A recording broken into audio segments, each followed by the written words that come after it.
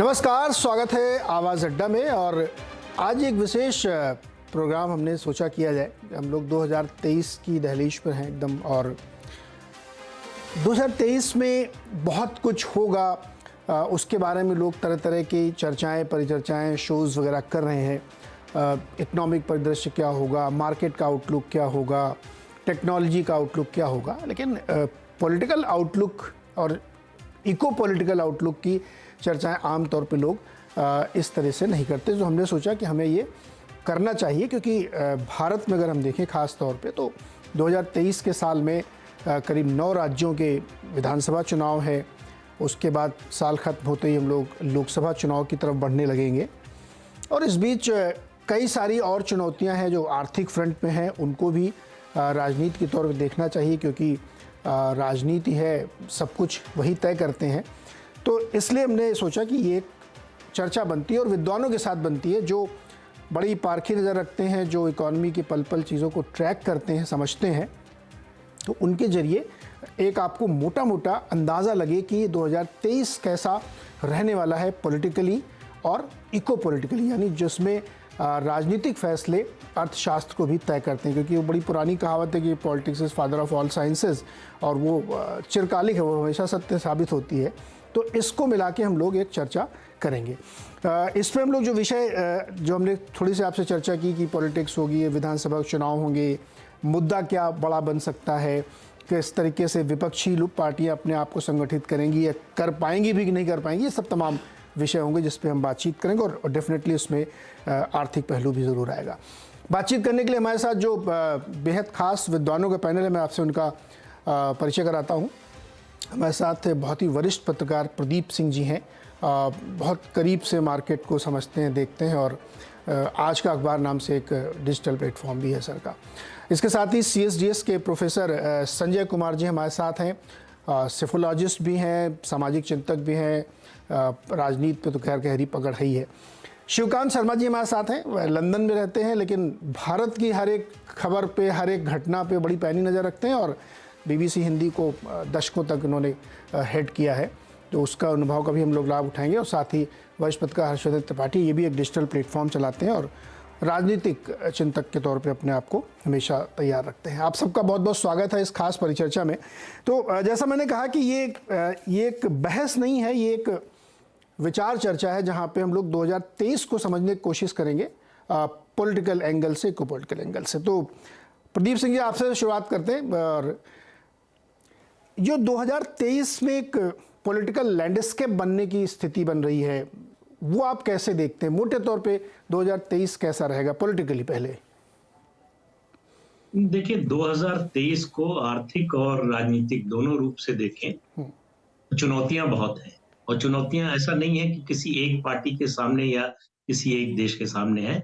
अपने देश की बात करें तो वेस्ट में जो स्लो डाउन या मंदी की आहट सुनाई दे रही है, उसके असर से तो हम अछूते नहीं रहेंगे।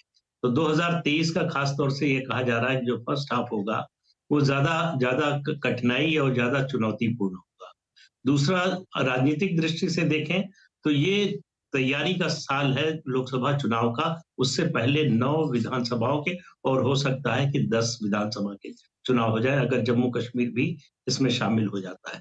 तो ऐसे में हर पार्टी के लिए मौका है अपनी अपनी बात लोगों तक पहुंचाने, अपनी बात से लोगों को सहमत कराने, और उसके आधार पर वोट लेने का मौका है, चाहे क्षेत्रीय दल हो चाहे राष्ट्रीय दल हो। राष्ट्रीय दलों के सामने ज्यादा बड़ी चुनौती होती है लोकसभा चुनाव की। वैसे मैं ये नहीं कह सकते कि क्षेत्रीय दलों के सामने नहीं होती है, लेकिन स्टेक राष्ट्रीय दलों के ज्यादा बड़े होते हैं। क्षेत्रीय दलों के लिए अपने राज्य में अगर विधानसभा चुनाव हो रहा है तो उनका सबसे बड़ा स्टेक वहीं पर होता है। तो 9 राज्यों में जो चुनाव होने वाले हैं, जिन राज्यों में, उसमें मुझे लगता है कि अगर सत्तारूढ़ दल बीजेपी की नजर से देखें तो कर्नाटक सबसे कठिन चुनाव होने वाला है। कर्नाटक में चुनौती बहुत बड़ी है और बीजेपी वहां पीछे है आज की तारीख में, जो मुझे समझ में आता है। इसी तरह से मध्य प्रदेश, कांग्रेस और बीजेपी के बीच कड़े मुकाबले की उम्मीद की जा रही है। और पिछले चुनाव में भी हमने देखा 2018 के चुनाव में कि बड़ा क्लोज कंटेस्ट था और कांग्रेस जो है कुछ सीटों से आगे निकल गई थी। इसी तरह से बाकी राज्यों में देखें, एक राज्य दिखता है बीजेपी की दृष्टि से जो बहुत जहां बीजेपी मुतमईन होगी कि वो पिछले चुनाव से बहुत बेहतर करने जा रही है, और वो है तेलंगाना। राजस्थान में बीजेपी जो है मध्य प्रदेश की तुलना में ज्यादा अच्छी स्थिति में है। तो इस तरह से अगर आप देखें तो छत्तीसगढ़ में कांग्रेस की बात करें तो कांग्रेस बहुत अच्छी स्थिति में है। तो कुल नॉर्थ ईस्ट के 3 स्टेट्स हैं, मतलब 4 हैं, पहले दौर में 3 है, एक जो है दूसरे दौर में है। तो उसमें बीजेपी पहले से जो है, जो 2014 से पहले उसकी स्थिति थी, उससे बेहतर स्थिति में है। तो कुल मिलाकर चुनौती बड़ी है, लेकिन इसका असर लोकसभा चुनाव पर पड़ेगा, ये अभी मुझे लगता है कहना जल्दबाजी होगी। इन चुनावों का असर उन राज्यों की राजनीति तक ज्यादा सीमित रहेगा, लेकिन हर चुनाव का असर अगले आने वाले किसी भी चुनाव, विधानसभा हो या लोकसभा, उस पर कार्यकर्ताओं के मनोबल, पार्टी के मनोबल, नेता के मनोबल पर तो पड़ता है। प्रदीप सर, आपने एक बात कही, डेफिनेटली इसमें राष्ट्रीय दलों के ज़्यादा स्टेक है, खासतौर पर बीजेपी के ज़्यादा स्टेक, क्योंकि वो कई सारे राज्य हैं जहाँ पे वो सरकार या तो रिगेन करना चाहेंगे या ऑलरेडी है तो वहाँ पे मेंटेन करना चाहेंगे। आपने तेलंगाना का स्पेशल जिक्र किया, वहाँ पे क्यों आपको लगता है कि कुछ ज़्यादा खास है इनके लिए? तेलंगाना इसलिए कि अगर आप देखें परसेप्शन की राजनीति में 2 चीजें होती है, एक जमीन पर आपकी स्थिति, दूसरा जो पब्लिक परसेप्शन बनता है। पब्लिक परसेप्शन में सिर्फ 3 विधानसभा सीट होने के बावजूद बीजेपी जो है नंबर 2 की पार्टी नजर आ रही है। वो बिल्कुल स्थिति उसकी लगभग वैसी है जैसी पश्चिम बंगाल में 2021 के चुनाव से पहले थी। 3 सीटें थी सिर्फ विधानसभा में, और वो जो है सीधे प्रतिद्वंदी बन गई टीएमसी के सामने चुनौती देने के लिए। सत्ता तक नहीं पहुंच पाई। मुझे लगता है तेलंगाना में भी शायद उसी तरह का रिजल्ट होगा जिस तरह का पश्चिम बंगाल में हुआ, कि बीजेपी एक बड़ी छलांग लगाएगी, लेकिन वो जो है विनिंग लाइन क्रॉस कर पाएगी ऐसा लगता नहीं है। और कांग्रेस और टीडीपी पहले से ही वहां पर ज्यादा कुछ उसका असर नहीं रहा। राज्य के विभाजन के बाद कांग्रेस लगातार नीचे जा रही है। अभी जो एक बाई इलेक्शन हुआ, जो कांग्रेस के एमएलए के इस्तीफे से सीट खाली हुई थी, जो सीट जीती हुई थी कांग्रेस की, वहां कांग्रेस उम्मीदवार की जमानत जब्त हो गई। तो इसलिए लगता है कि बीजेपी पहले की पिछले चुनाव की तुलना में बहुत अच्छा करने वाली है। ओके, तो ये एक बड़ा फास्ट फॉलोइंग। कांग्रेस में थोड़ा सा हम चर्चा करेंगे कि वो इतनी बड़ी यात्रा उन्होंने निकाली, उसका क्या असर होगा, लेकिन पहले ब्रॉड पिक्चर एक समझते हैं। आर्थिक वाला पहलू हम लोग थोड़ा सा लेटर रखेंगे, पहले पॉलिटिकल वाला समझते हैं। संजय जी, आपके हिसाब से राजनीतिक परिदृश्य क्या होगा? अभी इसका एक प्रिल्यूड हम लोगों को 2-3 राज्यों के चुनाव में दिखा यहाँ पे जो हुआ, लेकिन 2022 का आपको ऐसा लगता है कि पूरा साल बिल्कुल राजनीतिक गहमा गहमी में जाएगा, बहुत महत्वपूर्ण राज्यों में चुनाव है, और उसके बाद उसी के साथ साथ हम लोग 24 की तैयारी में भी घुसे रहेंगे, मूड माहौल ऐसे ही बनता दिखेगा? देखिए, गिनती के दृष्टिकोण से देखें 9 राज्यों में चुनाव है। उस दृष्टिकोण से 2023 जो है वो एक अहम साल होने वाला है चुनाव के नजरिए से देखें। दूसरी बात यह भी है कि 2024 के जो लोकसभा चुनाव है, जस्ट 6 महीने बाद लोकसभा के चुनाव हो जाएंगे। 2023 में जो विधानसभा के चुनाव होंगे उसके बाद, उस दृष्टिकोण से भी इंपॉर्टेंट है, क्योंकि पार्टियों का एक तरह से आकलन शुरू हो जाएगा। भले ही विधानसभा चुनाव के नतीजों का कोई असर पड़े या ना पड़े, वोटर जिस तरह से 2024 में वोट करेंगे, लेकिन एक जो कहते हैं कि रिहर्सल शुरू हो जाएगा। तो उस नजरिए से भी 2023 का चुनाव बहुत इंपॉर्टेंट है। लेकिन अगर हम 2 पार्टियों की बात करें, एक तरफ बीजेपी और जो पार्टी राष्ट्रीय स्तर पर बीजेपी का मुकाबला कर रही है, 2014 में भी किया, भले ही उनकी पराजय हुई बुरी तरह से। 2019 में भी कांग्रेस ने ही बीजेपी का एक तरह से मुकाबला किया। तो कांग्रेस के नजरिए से बहुत इंपॉर्टेंट है 2023 का चुनाव, क्योंकि 4 ऐसे राज्य हैं जहां लगभग कांग्रेस बीजेपी आमने सामने है। मध्य प्रदेश, राजस्थान, छत्तीसगढ़ और कर्नाटका। और ये ऐसे राज्य हैं जहां कांग्रेस एकदम पिछड़ी हुई दिखाई नहीं पड़ती। अभी प्रदीप जी भी जिस बात का जिक्र कर रहे थे, मैं भी उस बात का लगभग समर्थन करता हूं। कर्नाटक ऐसा राज्य है, मध्य प्रदेश, छत्तीसगढ़ ऐसे राज्य हैं जहां कांग्रेस बड़ी मजबूत है। मैं ये नहीं कह रहा कि बीजेपी मजबूत नहीं है। कुल मिला के मैं ये कह सकता हूं कि इन राज्यों में कांटे का मुकाबला होने की गुंजाइश है, और कांग्रेस के लिए बहुत जरूरी होगा कि कांग्रेस इन राज्यों में भरसक सारे राज्यों में चुनाव जीते, क्योंकि एक परसेप्शन तो बनेगा। मैं बार बार कह रहा हूं, 2018 में भी कांग्रेस ने 3 राज्यों में चुनाव जीता था, लेकिन लोकसभा पर उसका असर नहीं पड़ा, हो सकता ना पड़े, लेकिन हाँ वर्कर का मनोबल बढ़ेगा, पार्टी लीडर्स में एक तरह से रिजुविनेशन होगा। जो आज जो तमाम बयान आते रहते हैं बीच बीच में, मुझे लगता है इस तरह की बयानबाजी बंद ऑटोमेटिक हो जाएगी अपने आप।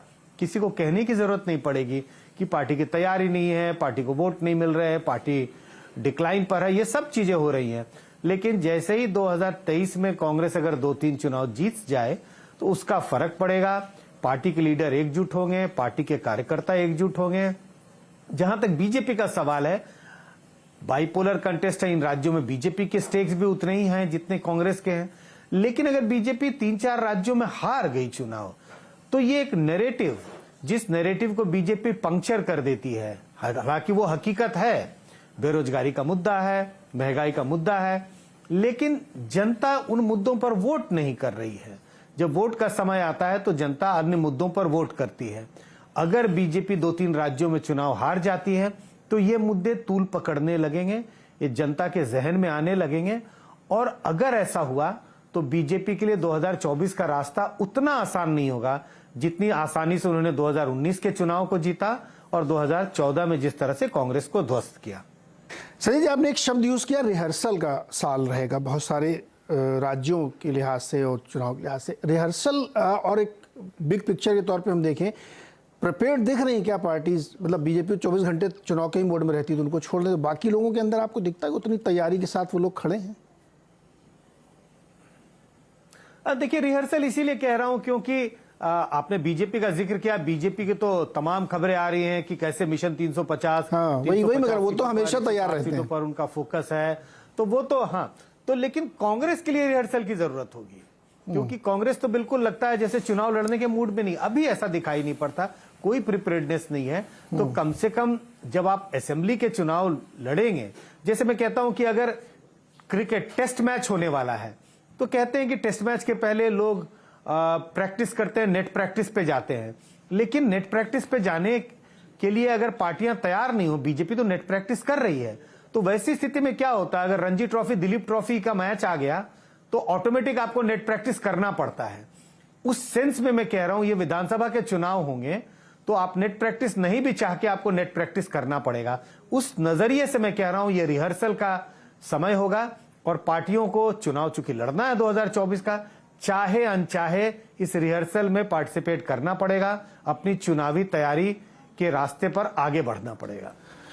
करो या मरो की स्थिति होगी, करना ही पड़ेगा जो आप कह रहे हैं। शिवकांत जी, 2014 से 19 और 19 के बाद अब हम 24 की तरफ बढ़ रहे हैं। एक बड़ा वैचारिक उथल पुथल परिवर्तन भी हम लोगों ने देखा। अभी हमारे दो पहले के विद्वानों ने कहा कि बहुत महत्वपूर्ण होगा पॉलिटिकल दृष्टि से, और राज्यों के चुनाव है और भारत में पिछले कुछ समय से ऐसा हो रहा है, पहले भी होता था थोड़ा बहुत, लेकिन इस समय कुछ ज़्यादा ही हो रहा है कि बहुत क्लियर कट डिवीज़न होता है कि यहाँ किसको जिताना है, केंद्र में किसको जिताना है, नगर पालिका में किसको जिताना है। ये एक बहुत गजब का डिवीज़न जनता ने अपने दिमाग में कर लिया है। लेकिन एक जो बिग थीम है, जैसा भी जिक्र किया संजय जी ने भी किया, कि बहुत सारे ऐसे मुद्दे हैं जो सिरे नहीं पकड़ते, तूल नहीं लेते वो, क्योंकि दूसरे मुद्दे उस पर हावी हो जाते हैं। बीच बीच में किसी का एक बयान आ गया या कोई हिंदू मुसलमान हो गया, मुझे लगता है ये मैनिफेस्टेशन है, कोर से डिवीज़न है ये। वो जो कोर का बदलाव देखते हुए अगर आप इस 2023 को एनालाइज करें तो कैसा दृश्य आपके नज़र में दिखता है? देखिए, कोर का बदलाव तो रुकेगा नहीं, क्योंकि ये पहली बात तो ये सीधी सीधी हमें स्पष्ट रूप से स्वीकार करना चाहिए कि भारतीय जनता पार्टी चाहती भी नहीं है कि कोर का बदलाव रुके। लेकिन दूसरे मुद्दे मुझे लगता है इसके साथ साथ उभर रहे हैं। ये जो राहुल गांधी की यात्रा है, इसने दो चीजें की हैं। एक तो जो टीना फैक्टर था वो ये बिल्कुल उसको छेड़ा ही नहीं है इसने, और मुझे लगता है कि मौजूदा सरकार की सबसे बड़ी शक्ति अगर लोकसभा चुनाव की बात करें तो टीना फैक्टर रहेगी। टीना फैक्टर तब ध्वस्त होता जब विपक्षी नेता इस यात्रा में राहुल का साथ देते। वो कहीं भी किसी भी सिग्निफिकेंट विपक्षी नेता ने उनका इस यात्रा में साथ नहीं दिया। इसका मतलब ये है कि कांग्रेस को अगर अपने बलबूते पर टक्कर लेनी है भारतीय जनता पार्टी से तो वो इस वक्त बहुत बड़ी चुनौती है। जो दूसरे मुद्दे इस यात्रा के बाद या इसके पृष्ठभूमि में उभर के आ रहे हैं, वो निश्चित रूप से बेरोजगारी एक ऐसा मुद्दा है जिस पर 2014 में सरकार जीत के आई थी। 2019 में इन्होंने कहा कि चलो हमें एक मौका और दें, हम उस पर कुछ करके दिखाएंगे। थोड़ा बहुत निजी कारोबार के क्षेत्र में रोजगार थोड़ा बहुत बढ़ा हो तो बढ़ा हो, लेकिन जिस गति से रोजगार बढ़ रहा है उससे कई गुना गति से बेरोजगारी बढ़ रही है युवाओं। तो युवाओं को साथ लेकर चलना, उनको रोजगार का भरोसा दिलाना, युवाओं की पार्टी कौन सी है इस पे बहुत दारोमदार करेगा। इसके अलावा कारोबारियों की पार्टी कौन सी है, आम व्यक्ति की पार्टी कौन सी, क्योंकि महंगाई याद रखिए दूसरा बहुत बड़ा मुद्दा है, और ये केवल भारत का मुद्दा नहीं, ये अंतर्राष्ट्रीय मुद्दा है। महंगाई की आवाज, महंगाई की गूंज आपको चारों तरफ से सुनाई देगी, अमेरिका से सुनाई देगी, यूरोप से सुनाई देगी, ब्रिटेन में सुनाई दे रही है। और ये केवल भारत के लिए ही लोकसभा के जो है वो तैयारी के चुनाव नहीं है, अमेरिका में राष्ट्रपति चुनाव की तैयारी के भी जो है दिन है। 2023 साल है जिसमें बिल्कुल तैयारी होती है, और 2023 में यहाँ ब्रिटेन में भी तैयारी होगी कि 2024 में क्या होने जा रहा है। तो बहुत से जगहों से आप इस तरह की गूंज सुनेंगे। तो मुझे लगता है ये जो दो बड़े मुद्दे हैं, ये सबसे बड़ी चुनौती है सरकार के सामने। आगे का बजट है और उससे अगला बजट है, इनके पास दो बजट है। इन बजटों में ये क्या करते हैं और उसका तात्कालिक कोई परिणाम निकलता है कि नहीं निकलता है। मुझे लगता है एक तो ये जो संस्कृति है कि रोजगार का मतलब सरकारी नौकरी है, इस जुड़ाव को तोड़ने में ये सरकार नाकाम रही है। किसी न किसी तरह से सबसे पहले ये जो विचार है, ये जो धारणा है, ये तोड़नी होगी, और तब जाकर के आप काम धंधे को, रोजगार को, या काम धंधा मूलक जो कारोबारी रोजगार है उसको बढ़ावा देंगे। हमारी शिक्षा भी जो है वो उस तरफ ध्यान नहीं देती। मैं तो कहता हूँ कि रोजगार कॉलेज खुलने चाहिए, रोजगार विश्वविद्यालय खुलने चाहिए, बजाय इसके कि आप एकेडमिक वो सब खोलें। भारत की जरूरत है, ये बाकी दुनिया की हो ना हो। तो ये इस तरह की चीजें हैं जो मुझे लगता है ये तय करेंगे 2024 में कि जो है वो इस करवट 2023 से 2024 का ट्रांजिशन किस तरह से होगा, ये शिवकांत जी ने अभी अपनी बात रखी। हर्षवर्धन, एक बात अभी शिवकांत जी ने कही, टीना फैक्टर हावी रहेगा। क्या 2023 में भी टीना को कोई चैलेंज नहीं है? अब तक, अभी तक तो ऐसे देख के लग रहा है, क्योंकि जिस तरीके के नैरेटिव्स बनते हैं वो 24 घंटे के अंदर फिजल आउट होते हैं, और एक बड़ा बदलाव देखने को मिला। वो सवाल मैं आपके साथ रखता हूँ, फिर सबके पास वो सवाल जाएगा। एक बयान जो ए.के. एंटनी ने कहा है बहुत ही महत्वपूर्ण है। मैंने कहा था कि किसी के बयान को मैं बहुत इसलिए इंपॉर्टेंट हूँ क्योंकि वो कोर पे डिस्कशन करना चाहिए कि कैसे समाज के अंदर बदलाव आया जिसने पॉलिटिक्स को मैनिफेस्ट किया है, उसके रूप में मैनिफेस्ट किया। जब आप नेता को चुनते हैं तो वो जनता की चेतना का प्रतीक होता है, ना कि वो व्यक्ति होता है, क्योंकि जो आप चाहते हैं उसको आप चुन रहे हैं। ए.के. एंटनी ये कह रहे हैं कि कांग्रेस केवल अल्पसंख्यकों के भरोसे, इन लोगों के भरोसे बीजेपी को नहीं हरा सकती, उसको हिंदुओं का साथ चाहिए। ये बात कांग्रेस की तरफ से आना अपने आप में एक बहुत सरप्राइजिंग है, इंट्रिगिंग है, सोचने वाली है कि 137 साल पुरानी पार्टी ये बात क्यों कह रही है। तो कोई असर नहीं दिख रहा है, इसलिए बार बार ये बात कही जा रही है कि देयर इज नो अल्टरनेटिव। देखिए नीरज जी, सबसे पहले तो ये कि कांग्रेस पार्टी के दो नेता, एक ए.के. एंटनी साहब, उनकी तो रिपोर्ट ही थी, और एक जनार्दन द्विवेदी। ये दोनों नेता सोनिया गांधी जी के अत्यंत विश्वस्त रहे। ए.के. एंटनी तो अभी तक हैं, जनार्दन द्विवेदी अब नहीं रहे। जनार्दन द्विवेदी को ये भी कहा जाता है कि हिंदी उन्होंने ही सिखाई, तो सोनिया जी के गुरु भी हैं वो। लेकिन इन दोनों ने बार बार आगाह किया, चेताया कि कांग्रेस की जो पूरी छवि है वो मुस्लिम परस्त पार्टी की है। कांग्रेस का 10 साल का जो यूपीए का कार्यकाल रहा, उस कार्यकाल को लगभग इसी तरह से जनता ने देखा। अब इससे आगे की बात क्या है? ए.के. एंटनी का ये बयान तो बहुत पुराना हो गया, उनकी रिपोर्ट हो गई, लेकिन जब मैं उनके तिरुवनंतपुरम में दिए कांग्रेस स्थापना दिवस पर दिए भाषण की एक पंक्ति मैंने पढ़ी, तो मुझे लगा कि सचमुच कांग्रेस के अंदर कुछ गजब का भ्रम है। वो भारत जोड़ो यात्रा कर लें, राहुल गांधी को और कोई इंटरनेशनल एजेंसी लाकर चेंज करने की कोशिश करें। एक लाइन की बड़ी अच्छी सी बात कही है एंटनी साहब ने। उन्होंने कहा मुसलमान मस्जिद जाता है, ईसाई चर्च जाता है, कोई दिक्कत नहीं। लेकिन जैसे ही कोई हिंदू तिलक लगाकर मंदिर जाता है तो क्या होता है? कोई कहता है देखिए सॉफ्ट हिंदुत्व आ गया। अब कांग्रेस पार्टी को यह समझना पड़ेगा कि ये वो वाला समय नहीं है जब कुछ मठाधीश, संपादक, कुछ गिने चुने पत्रकार, कुछ पद्मश्री पद्म विभूषण वाले बुद्धिजीवी, कुछ साहित्यकार वो कह देते थे और उसको जनता मान लेती थी।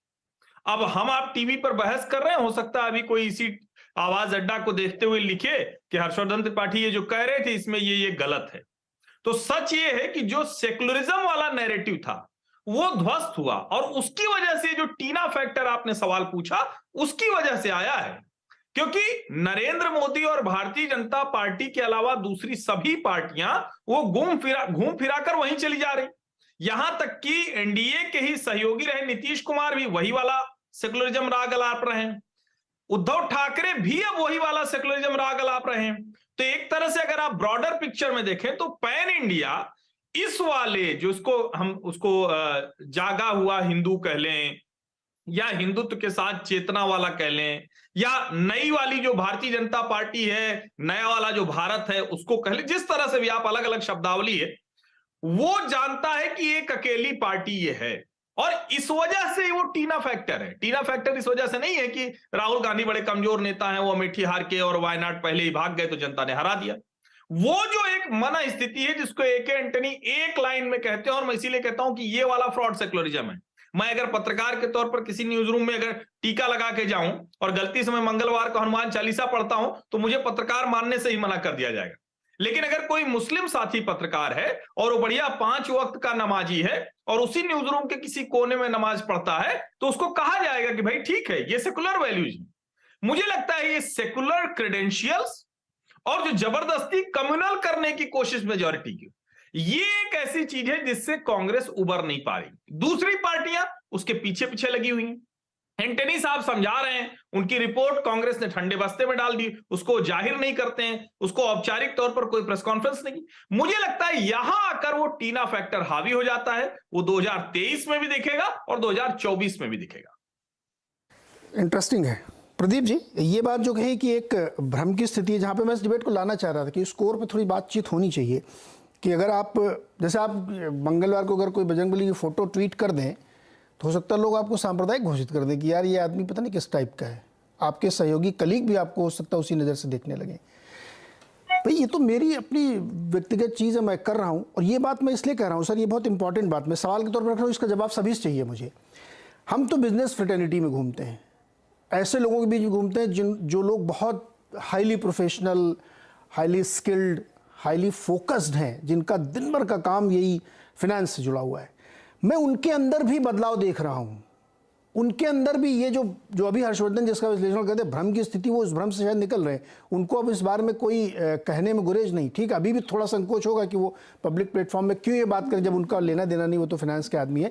लेकिन ये ब्रॉडर है, मैं आपको अपने निजी अनुभव से बता रहा हूँ कि लोगों के बीच में अब ये क्लैरिटी आ रही है। प्रदीप जी। नहीं, बिल्कुल आप ठीक कह रहे हैं। देखिए, ये एक जो मन में बहुत से हिंदुओं के था कि सनातन धर्म जो है ये कोई बुरी चीज है। ये मैकाले की शिक्षा ने जो हमको समझाया कि जो भारतीय संस्कृति है वो घटिया है, उस पर शर्म करने की बात है, गर्व करने लायक इसमें कुछ नहीं है। बहुत से हिस्टोरियंस ने इस सोच को आगे बढ़ाया। उससे एक पूरी पीढ़ी जो है, बल्कि 2 पीढ़ियां ऐसी आ गई जिनको लगा कि सचमुच हिंदू धर्म में कुछ गलत है। मोदी ने अब ये सही गलत का फैसला मैं नहीं करूंगा, मैं कह रहा हूं मोदी ने आकर इस सोच को बदल दिया। कहा कि सनातन संस्कृति जो है वो गर्व करने लायक है, उसमें इतना कुछ है जो दुनिया में और किसी संस्कृति में नहीं है। अब आप उसको प्रचार कह सकते हैं, दुष्प्रचार कह सकते हैं, आप उसका विरोध कर सकते हैं, लेकिन लोगों ने उसको मान लिया, लोगों ने इस बात को एक्सेप्ट कर लिया। 2-3 चीजें मोदी ने की है। एक, 2014 से पहले यह माना जाता था कि जो लोकसभा का चुनाव है वो एग्रीगेट ऑफ स्टेट इलेक्शंस है। मोदी ने उसको डीहाइफनेट कर दिया, कहा कि विधानसभा चुनाव अलग है, लोकसभा चुनाव अलग है। अब 2 चुनावों से ऐसा हो रहा है, लोकसभा चुनाव से, कि लोकसभा चुनाव में विधानसभा चुनाव से ज्यादा वोट बीजेपी को मिल रहे हैं। वो एडिशनल वोट मोदी के नाम पर आ रहा है। दूसरी बात जो अभी हो रही थी कि बेरोजगारी की, बिल्कुल सही चिंता है। बेरोजगारी बड़ा मुद्दा 2024 में बन सकता है, क्योंकि जो अंतर्राष्ट्रीय अर्थव्यवस्था की स्थिति है उसको देखते हुए भी एक्सपोर्ट घटने की पूरी आशंका है। मैन्युफैक्चरिंग ज्यादा नहीं बढ़ पाएगी, ऐसा भी दिखाई दे रहा है। जो विदेशी निवेश आ रहा है वो मैन्युफैक्चरिंग से ज्यादा इंटरेस्टेड सर्विस सेक्टर में है। तो रोजगार तो नहीं बढ़ने वाला 2024 से पहले। तो रोजगार तो एक मुद्दा, मतलब बेरोजगारी मुद्दा बन सकती है। लेकिन देखिए, कोई भी जो इशू है वो चुनावी मुद्दा तब बनता है, दो स्थितियां, दोनों एक साथ होना जरूरी है। एक, जो सत्तारूढ़ दल है उसकी क्षमता पर भरोसा उठ जाए कि ये कुछ नहीं कर सकते, और दूसरा, जो सामने दिख रहा हो या जिसको मतदाता लाना चाहता हो, उस पर उससे उम्मीद बंध जाए कि हाँ ये आएंगे तो बदल देंगे। जब तक ये नहीं होता तब तक ये मुद्दा बड़ा रहते हुए भी, सबसे प्रभावी रहते हुए भी, सबके मन में रहते हुए भी, जिससे सबको परेशानी है, उसके बावजूद वोट में नहीं बदलता। तो मुद्दा होना और मुद्दा बनाना, ये दो अलग अलग चीजें हैं। तो बेरोजगारी सबसे बड़ी चुनौती होगी मोदी सरकार के लिए 2024 में। ट्रस्ट और मुझे लगता है ये महंगाई से भी ज्यादा बड़ी समस्या। ट्रस्ट फैक्टर और होप ट्रेड, ट्रस्ट फैक्टर और होप ट्रेड भी यहीं पे आता है। प्रदीप जी, मैं यहाँ पे जो बात कहने जा रहा हूँ संजय जी से और शिवकांत जी से, इससे जुड़ा हुआ है। मैं यहाँ पे थोड़ी आलोचना झेलने के लिए तैयार हूँ। जो दर्शक मुझे सुन रहे हैं वो शायद मेरी आलोचना भी करें। जो इसकी बात हो रही है कि कैसे हम लोग इसको देख रहे हैं, रोजगार को, बेरोजगारी को, मुझे लगता है कि इसमें एक थोड़ा सा एक गड़बड़ है। रोजगार के आंकड़ों का जो भी हमारे पास जो आंकड़े आते हैं, मतलब वो अलग प्राइवेट एजेंसी से भी आते हैं, कुछ पीएफ से हम लोग देख लेते हैं, रियल गेज नहीं होता उसमें नंबर।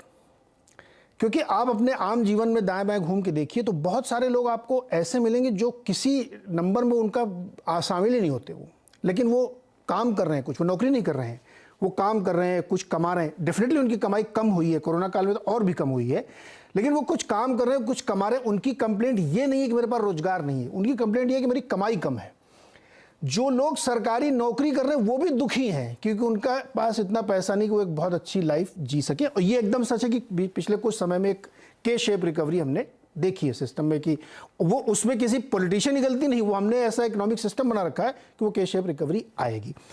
अब इसी सवाल को मैं संजय जी आपके सामने रख रहा हूँ, जो हर्षवर्धन से शुरू हुई है और प्रदीप जी होते हुए आप लोगों तक आ रही है। अगर दोनों नैरेटिव्स को मैं पैरेलल रख लूँ, ये डेफिनेटली बड़ा मुद्दा होगा कि हमारी इकोनॉमी, हमारी अपनी पर्सनल ग्रोथ, हमारी हाउस होल्ड इनकम ये बढ़े, साथ ही साथ जो दूसरा है, क्या ये समाज हमारा, ये हमारा देश आइडेंटिटी पॉलिटिक्स और इकोनॉमिक इश्यूज में जो उसके पर्सनल लाइफ को हिट कर रहे हैं, उसके बीच में एक द्वंद्व की स्थिति है, जिसमें वो घूम फिर के फिर वहीं चला जाता है जहां पे उसको अपनी आइडेंटिटी ज्यादा महत्वपूर्ण लगती है।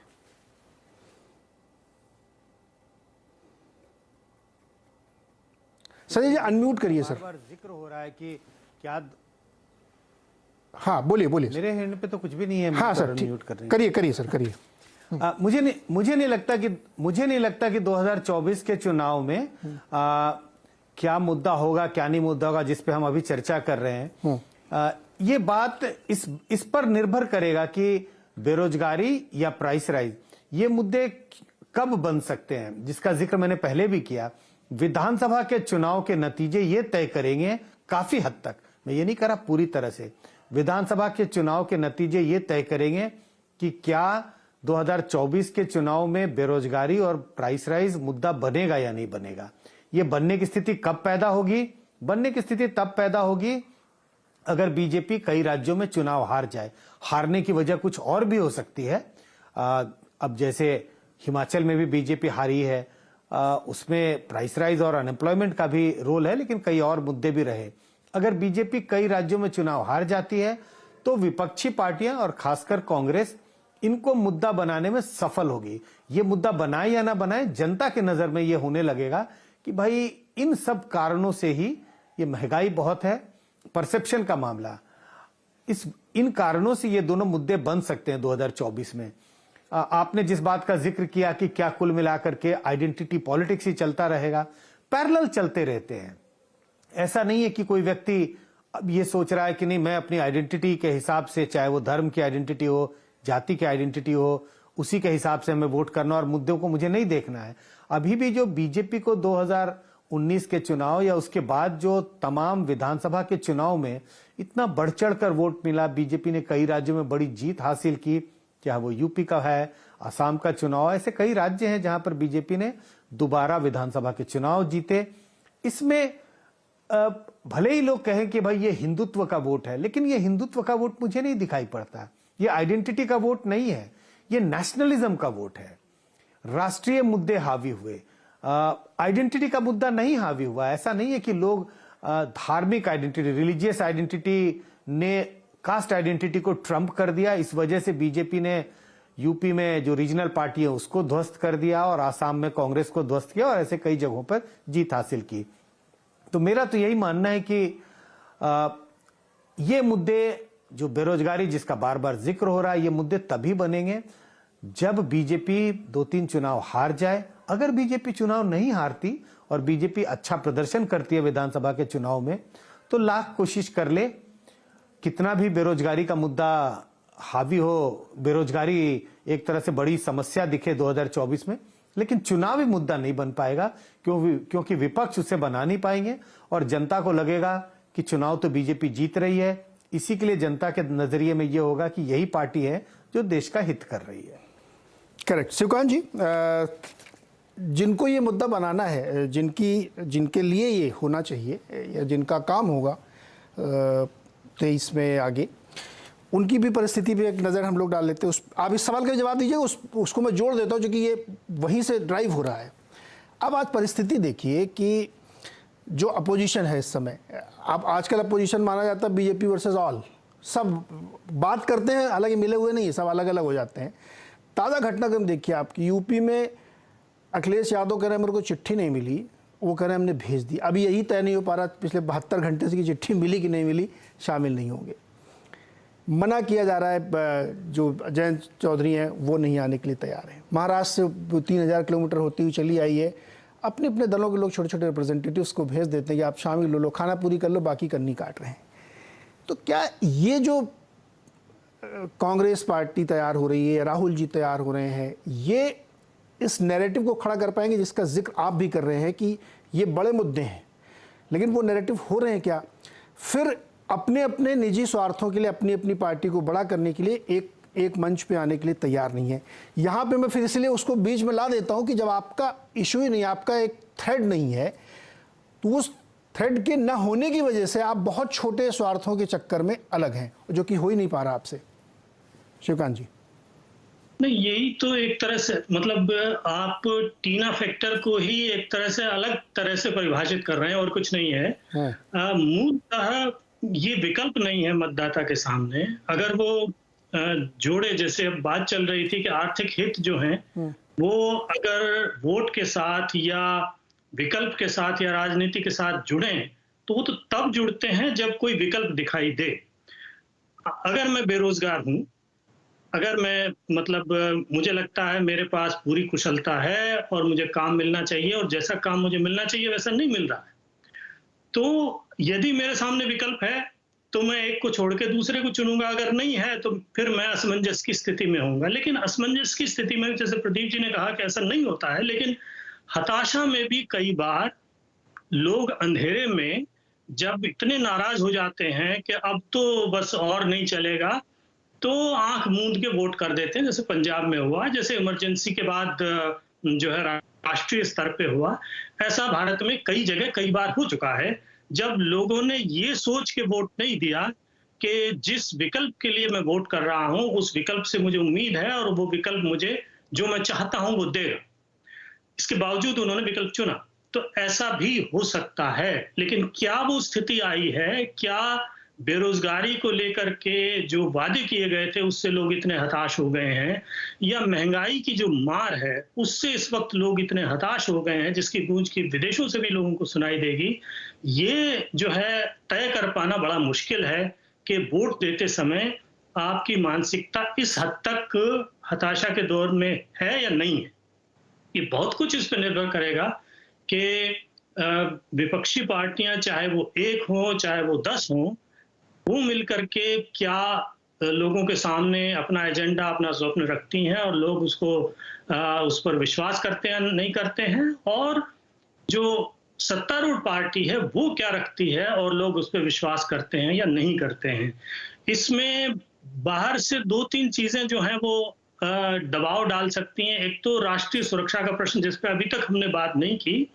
राष्ट्रीय सुरक्षा का प्रश्न अगर आप अंतर्राष्ट्रीय परिप्रेक्ष्य को देखें तो एक बार फिर अगले साल और उससे अगले साल ज्वलंत हो सकता है, क्योंकि चीन जो कर रहा है, जो चीन ने शुरू किया है, चीन उसमें रुकने वाला नहीं है।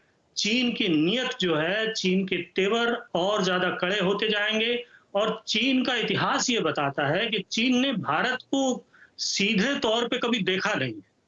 वो ये नहीं चाहता कि भारत जिसको वो नापसंद करता है उसके साथ जाकर खड़ा हो जाए। ये बात 60 में सही थी, यही बात 70 में सही थी, यही बात 80 में सही थी और यही बात आज सही है। तो चीन को ये कतई पसंद नहीं है कि अगर वो अमेरिका के साथ उसकी तनातनी है तो भारत अमेरिका के साथ जाए, और चीन जो है इसको लेकर के अपनी नाराजगी हर तरह से जाहिर करेगा। वो राष्ट्रीय सुरक्षा का प्रश्न बनेगा, और राष्ट्रीय सुरक्षा के प्रश्न पर क्या विपक्षी पार्टियां लोगों को सहमत कर पाती हैं, अपनी तरफ झुका पाती हैं, ये उनके सामने बहुत बड़ी चुनौती होगी। सत्तारूढ़ पार्टी के लिए इतनी बड़ी चुनौती शायद नहीं है। करेक्ट। हर्षवर्धन, 2023 में विपक्ष का स्वरूप क्या देखते हैं आप? और मैं इसको 2024 के प्रिल्यूड के तौर पे क्वेश्चन आपसे पूछ रहा हूँ। क्या स्वरूप देखेंगे आप? कैसे वो बातें तो बहुत हम लोग रोज सुनते रहते हैं, मैं 2-4 शोज भी कर चुका हूँ, लेकिन आपकी नज़र से क्या होगा? देखिए नीरज जी, मुझे लगता है कि 2023 में जब विपक्ष हम कहते हैं ना, तो 2023 में विपक्ष को थोड़ा ध्यान से देखिए। अब जब मैं ध्यान से देखने को कह रहा हूं तो जितने राज्यों में चुनाव होना है उसको देखिए।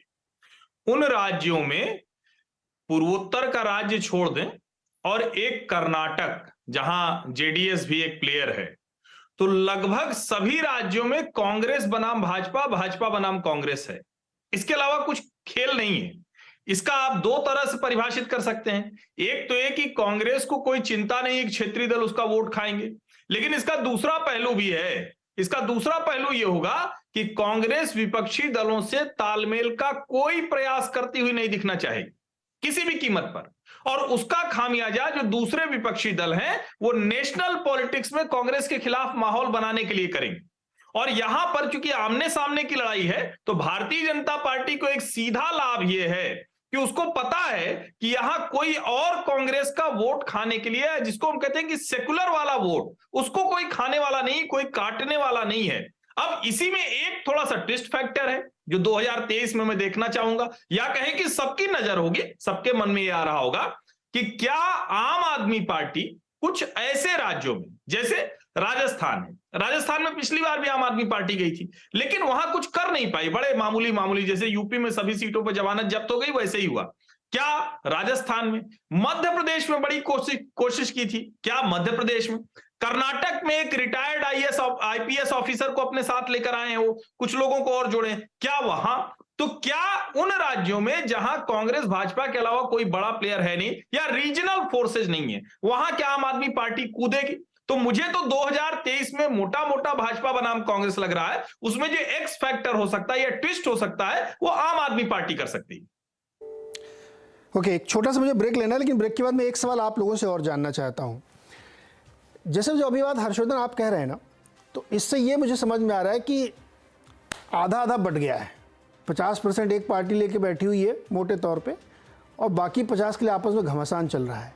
क्योंकि जब अखिलेश यादव ये कहते हैं कि बीजेपी को हराएगा कौन, तो वो उसी वोट में सेंधमारी नहीं चाहते कांग्रेस करे, या अखिलेश ये कहते हैं कि बीजेपी कांग्रेस दोनों एक ही टाइप के हैं। तो यानी जो रेस्ट ऑफ द 50% की लड़ाई करना चाहते हैं सारे विपक्ष के लोग, वो कैसे करेंगे, क्वेश्चन यहाँ पे आ जाता है। ब्रेक के बाद इस पर बातचीत होगी।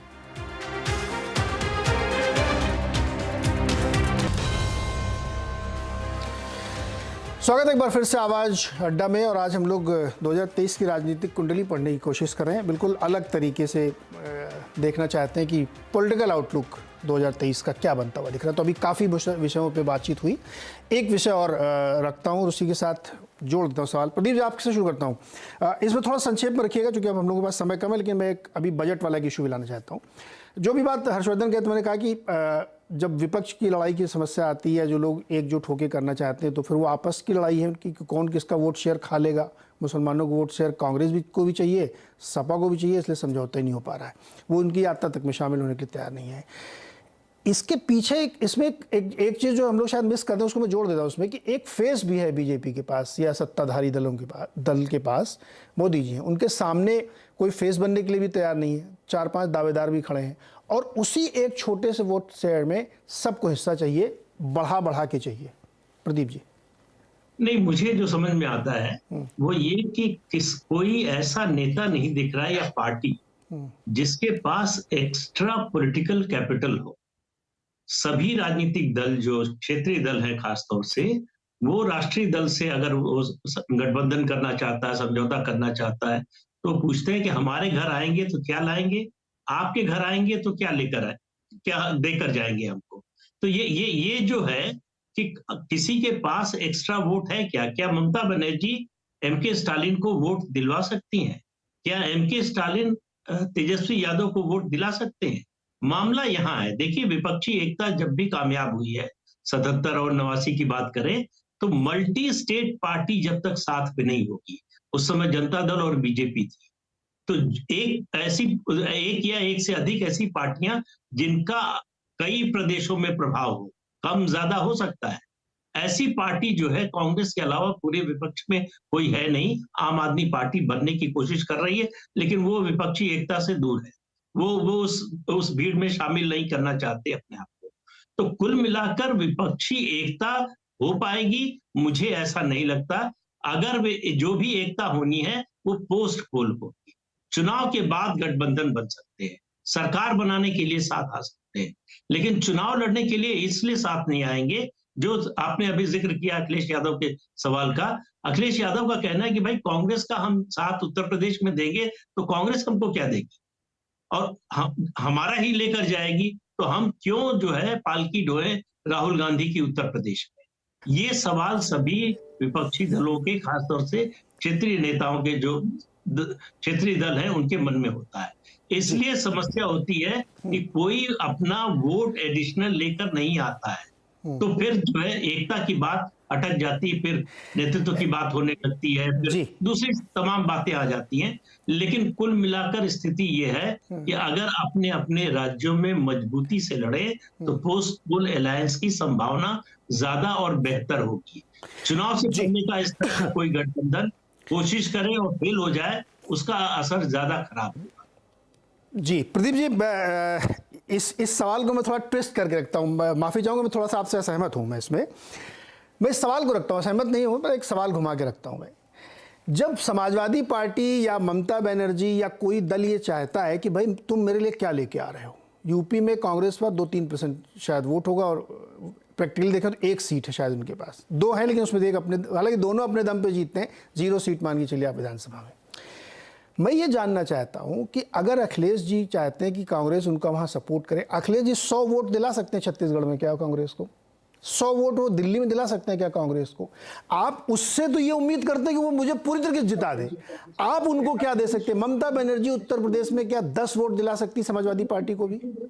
ये एक बहुत ही मतलब राजनीति की विडंबना है संजय जी। मेरा सवाल आपसे संजय जी, ये एक बड़ी विडंबना है। इसलिए मैं कहता हूं कि अगर पोस्ट पोल को लेकर आप चल रहे हैं तो मोदी जी की इस पॉलिटिकल कैपिटल जो विशाल काय खड़ी है, आप उसके सामने कुछ नहीं है, धूल है आप, क्योंकि आप आज नहीं तय कर पा रहे हैं अपने स्वार्थों के चलते। ममता बनर्जी कितनी वोट दिलाएंगी मुझे ये बताए कोई कांग्रेस को मध्य प्रदेश में? 10 वोट दिला पाएंगी क्या? लेकिन मुझे आप सब कुछ दीजिए बंगाल में। संजय जी। बिल्कुल, मुझे लगता है कि एक तो पार्टियों के जो रीजनल पार्टी हैं उनके नेताओं का अहम, और पार्टियों के का जो जनाधार है उसको पार्टी के लीडर बढ़ चढ़ कर आंकते हैं। आपने जिस बात का जिक्र किया बिल्कुल सही है। ममता बनर्जी बंगाल में बड़े पॉपुलर लीडर हैं, टीएमसी बड़ी पॉपुलर पार्टी है, लेकिन जैसे ही बंगाल की बाउंड्री से बाहर होते हैं तो जैसे कहते हैं गेंद बाउंड्री के बाहर, उसके बाद उसका कोई अर्थ नहीं रहता। तो जैसे ही आप अपनी बाउंड्री के बाहर आते हैं, अपनी स्टेट से दूसरे स्टेट में जाते हैं, आपका कोई वजूद नहीं रहता है। भले ही आप अपने आप को राष्ट्रीय नेता मान लें, और जो हम ममता बनर्जी, अखिलेश यादव इनका एग्जाम्पल ले रहे हैं, ऐसे कई नेताओं का एग्जाम्पल लिया जा सकता है। लगभग सारे नेता रीजनल पार्टी के बड़े नेता हैं, अपने राज्य में बड़े हैं। इस वजह से जो अलायंस होने की जो दिक्कत रहती है कि आप सारी सीटें हमें दे दीजिए क्योंकि आपका यहां कोई जनाधार नहीं है, लेकिन दूसरे राज्य में मैं सेक्रीफाइस नहीं करना चाहता। तो ये जो अहम है, या अपनी पार्टी को बढ़ चढ़ कर आंकना, शायद कभी कभी अननोइंगली और कभी कभी जानबूझकर, ये सारी अड़चनें होंगी 2024 के चुनाव के पहले। अगर हम कोई विपक्षी एकता की बात कर रहे हैं, मुझे लगता है कि नीरज जी, हम और आप बात करते रहेंगे 2024 तक, लेकिन जिस विपक्षी एकता की बात होगी वो शायद हमें दिखाई नहीं पड़ेगा। ठीक है, ये बिल्कुल सही है। कुछ बहुत सारी चीज़ें राजनीति में ऐसी होती रहती हैं जो हम लोगों को होने के बाद पता चलती है। सर शिवकांत जी, मैं थोड़ा बजट पे आना चाहता हूँ, जो कि हम लोगों ने प्रॉमिस किया था कि थोड़ा उस पर चर्चा करेंगे। क्या ये जो बजट है अभी आने वाला है, ये फुल बजट होगा? इसके बाद वो शायद अंतरिम होगा अगला वाला, लेकिन हालांकि आजकल फ़र्क नहीं पड़ता, अनाउंसमेंट तो हो ही जाते हैं।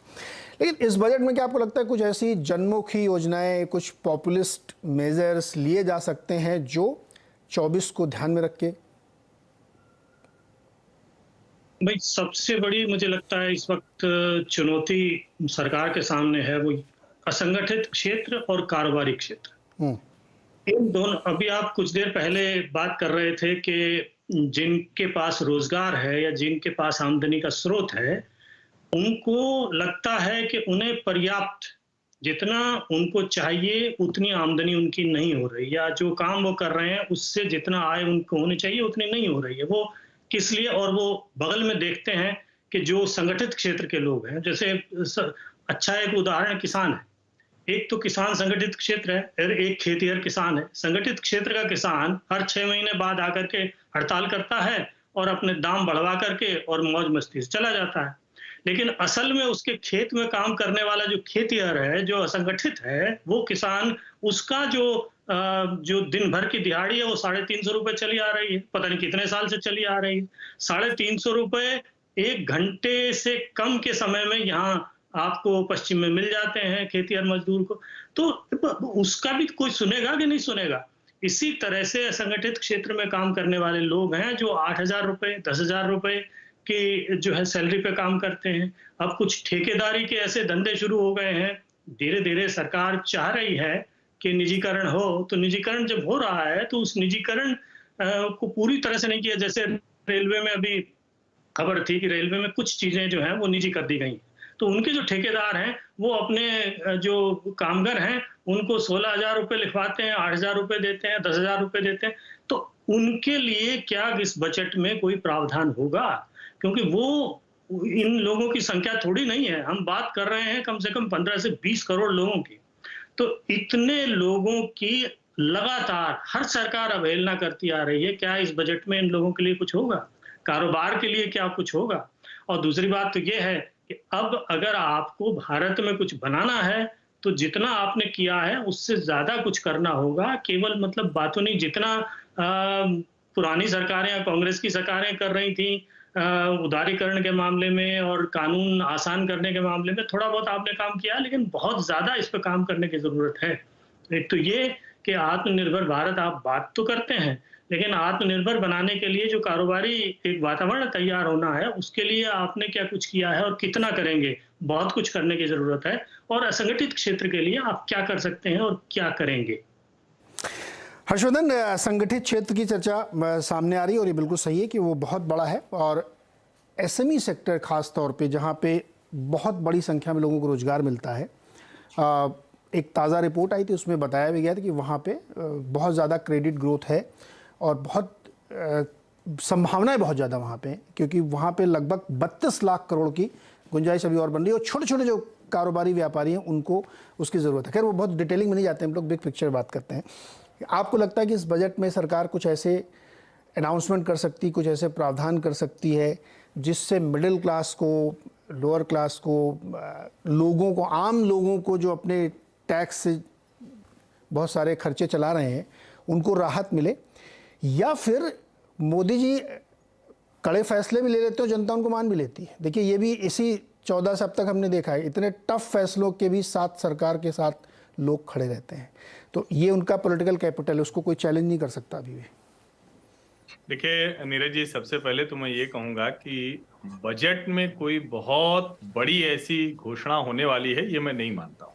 हाँ। और नरेंद्र मोदी सरकार के 2015 से लेकर अभी हाल तक के बजट को अगर हम देखें, बीच में जो चाइनीज वायरस का काल रहा उसको छोड़ दें तो कंटिन्यूएशन में बजट है, बड़ा क्लियर कट है। दो बड़े अच्छे सेगमेंट उन्होंने पकड़े हुए हैं, और एक सेगमेंट है जो रूरल इंफ्रा का है, जिसमें किसान भी आता है, खेत भी आता है, सड़क आती है, उसको बीज देना है, खाद देना है। अब जैसे खाद पे जितनी सब्सिडी भारत में इस वक्त मिल रही है, इतनी आजाद भारत में कभी किसी सरकार ने नहीं दी है। मतलब ये अप्रत्याशित है, इसके आंकड़े पता नहीं क्यों मोदी सरकार भी कम देती है, भाजपा वाले भी कम बताते हैं उसको।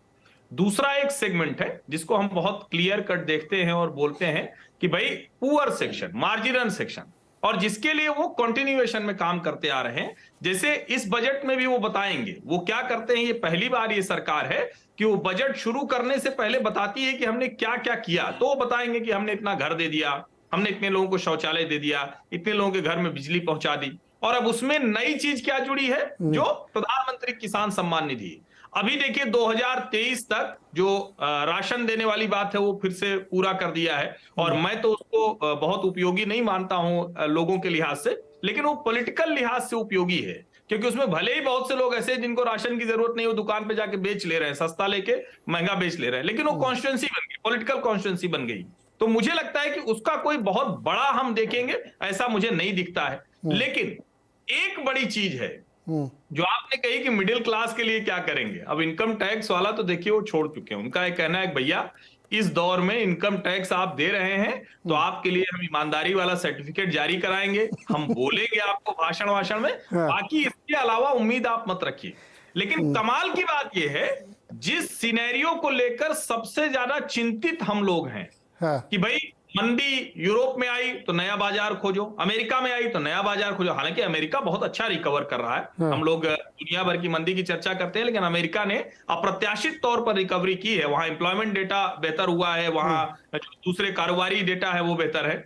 लेकिन जब दुनिया भर में महंगाई और बेरोजगारी होगी तो यही नरेंद्र मोदी और यही उनका मिडिल क्लास जो कुछ नहीं पाता है, जिसको टैक्स देना पड़ता है, वही आंकड़े लेकर खड़ा होगा। कंपैरेटिव स्टडी जिसमें कहते हैं ना भैया दूसरे का दुख भी है, हमारा कम है, तो सुख से ज्यादा हमारा दुख कम है, इसको भारतीय जनता पार्टी आर्थिक मोर्चे पर करेगी। और मुझे लगता है एक बड़ी चुनौती है, लेकिन अवसर भी है कि चाइना पूरी तरह से सप्लाई चेन के तौर पर कोलैप्स होगा, उसको कैसे 2023 में ठीक करेंगे, उसकी बजट में कुछ और ऐलान होंगे, कुछ पीएलआई और जोड़ देंगे, कुछ सेक्टर और जोड़ देंगे। मुझे यही होता हुआ दिख रहा है। नहीं ये तो ठीक है, ये बात आपने सही कही कि हम लोगों को एक सर्टिफिकेट मिल जाता है कि आप बहुत सम्मानित करदाता है, और वो मिलता ही है। खैर आगे देखें क्या मिलता है, उम्मीद पे दुनिया कायम रहती है। लेकिन एक बात, चूंकि समय कम है तो 2-2.5 घंटे की डिबेट हो सकती है। जो बात अभी हर्षवर्धन ने कही ना सर, ये आंकड़ों पे है। प्रदीप से बहुत छोटा सा बात आपसे क्योंकि अब समय एकदम कम हो रहा। आप नंबर्स, हम लोग चूंकि रोज नंबर से दिन भर 2-4 होते हैं, आप गाँव के छोटे इलाकों में जाइए तो घर के बेनिफिट्स जो मिल रहे हैं उनको, राशन के, टॉयलेट्स के, वजीफे के, वो मैसिव है सर, मैसिव, बहुत बड़ा नंबर है वो। उसकी चर्चा हम लोग नहीं करते हैं। हम तो चूंकि पॉलिटिकल नहीं है हमारा, तो बिजनेस चैनल है, इसलिए हमारे पास सारे नंबर हंडी रहते हैं, हम कभी भी बात कर सकते हैं। लेकिन इस पे कोई चर्चा नहीं करना चाहता क्योंकि वो शायद कमज़ोर नस होगी। वो नंबर्स अपने आप में बोलते हैं, शायद ये कॉन्फिडेंस है उनका कि नहीं अगर आप हमारे खिलाफ बात करें तो ये आपको मैं नंबर दिखा सकता हूँ। नल से जल का आंकड़ा आप देखेंगे तो आप चौंक जाएंगे कि इतने कम समय में इतना बड़ा नंबर कैसे अचीव हो सकता है, लेकिन करके दिखाया उन्होंने। ये भी एक बहुत बड़ी सरकार की बात है कि एग्जीक्यूशन में इनका कोई तोड़ नहीं है, जो सोचते हैं वो करके दिखा देते हैं। हालांकि बहुत सारी योजनाओं को नहीं भी करा है उन्होंने, शायद उन्होंने खुद नहीं चाहा होगा। प्रदीप जी, ये लास्ट क्वेश्चन है बहुत छोटा सा, कि एक बिग नैरेटिव जो मोदी सरकार की है कि वो बना के रखते हैं, और जब आप उनसे, जैसे यूपी में बहुत चला था कि बेनिफिशियरी क्लास खड़ा कर दिया उन्होंने सारे पैरामीटर, सारे केमिस्ट्री और मैथमेटिक्स को ध्वस्त कर दिया था, क्योंकि ग्राउंड पे तो काम हुआ है।